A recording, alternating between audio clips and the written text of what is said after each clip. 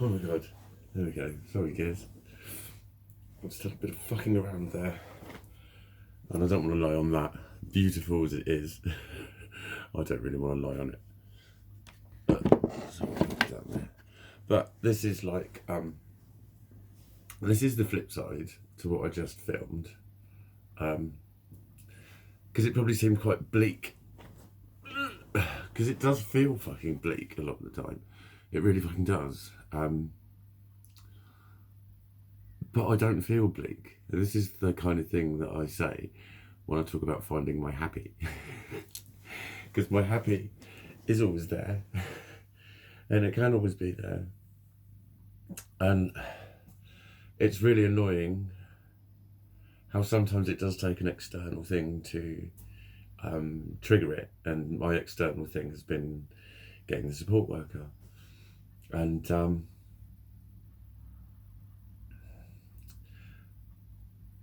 like, I don't know, it's a difficult one. It's like, because I'm trying to illustrate that schizoidishness is always there. It's underlying. That doesn't mean I can't be fucking happy. That's the point I want to make. That is the point I want to make. This little fella helps. He's just off camera. Come and say hello, Giz. Come and say hello. Let's stroke you up here, so all the kind people can see your beautifulness. But yeah, it's a thing I've worked on a lot of, like I said with the vase and the two faces. It's that picture. I should have described it at the time. Well, there's a picture of two faces looking at a vase, and if you look at the vase, you can't see the faces. You look at the faces, you can't see the vase. So whenever there's shit going on, I always just look at things that do make me happy, and I just start to giggle about them. And that was it. Another thing I do is about acceptance. So accepting that fear of, like, I don't know if you like me, I don't know if you want me around, I don't know if you are preoccupied with something, or that you're thinking that you fucking hate me, or that you're I don't know what's going on with anyone. And that can be really quite fearful. And I'm talking at every single fucking level a lot of the time. Every single fucking level, every fucking thing that's happening, there's an uneasiness that can happen. So then it can also just lead to, like, why I don't give a fuckness then. And it leads to my attitude of, like, not giving a shit about dancing on the edge of the pavement while I'm enjoying a falafel. It's a fucking fabulous falafel, by the way. And it's like the sun was out, the sun is out. Because it is just, generate happy, and then you vibrate at the frequency of happy. And happy is one of the subgenres of love. And love is the ultimate force in the universe. Pow! So that's how you, like, can connect with it, by creating the energy of happy. And it's one of those things where I made the point about, is it a personality disorder or a coping strategy? Because it's about to go, I won't have a fucking clue about anything that's going on, so I might as well talk fucking shit. Fuck it. And I see that in a lot of other people, and I love it. I love watching someone who doesn't give a fuck. And it's basically a fear-based coping strategy, isn't it? But it works. I throw myself into it, and it's anything that makes your fire come alive, anything that makes you go hee hee hee, then you're on the right path, because you're vibrating with the frequency of happy, and happy is one of the subsidiary companies of love, and love is the ultimate force in the universe. Pow! It's simple. And like, to me, that's basically the fundamentals of the law of attraction. I often poo-poo the law of attraction because a lot of people think they know it. So I just look at them and go, "Where's your fucking Ferrari? Where is it? Come on, if it's that fucking quick and easy and simple, and you just have to do this and that, where's your fucking Ferrari? Where's your fucking Ferrari? No, well, shut up then." But it's not that I don't believe in law of attraction. Just stop paying for things that tell you how to do it. That's my only advice. But it's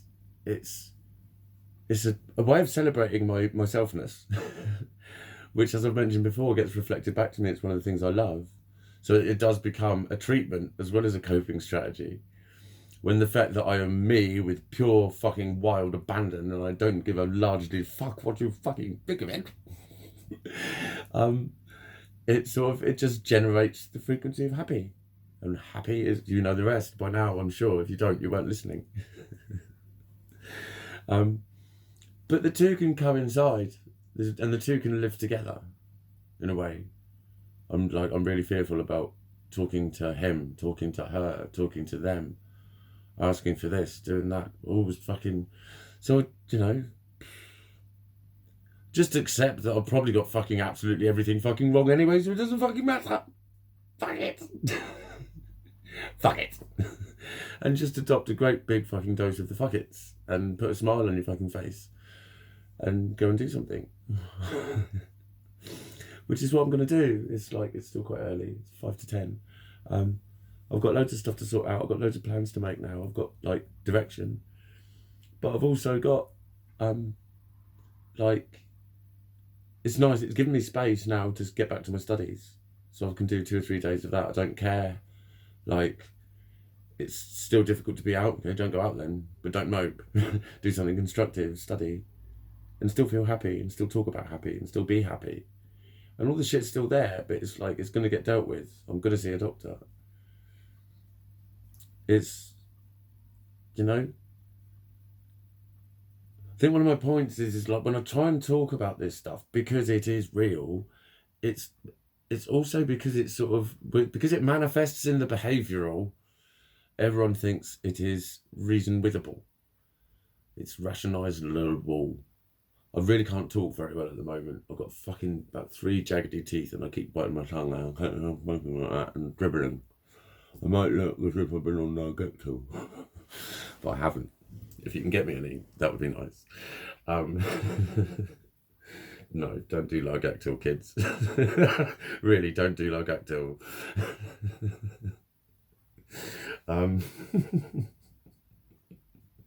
Sorry, I've just got a visual image.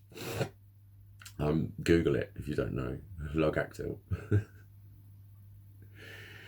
But yeah, it's a continuation of my diarifical format of recording my journey, and this is the days are counting down to when I go back and the hammer falls.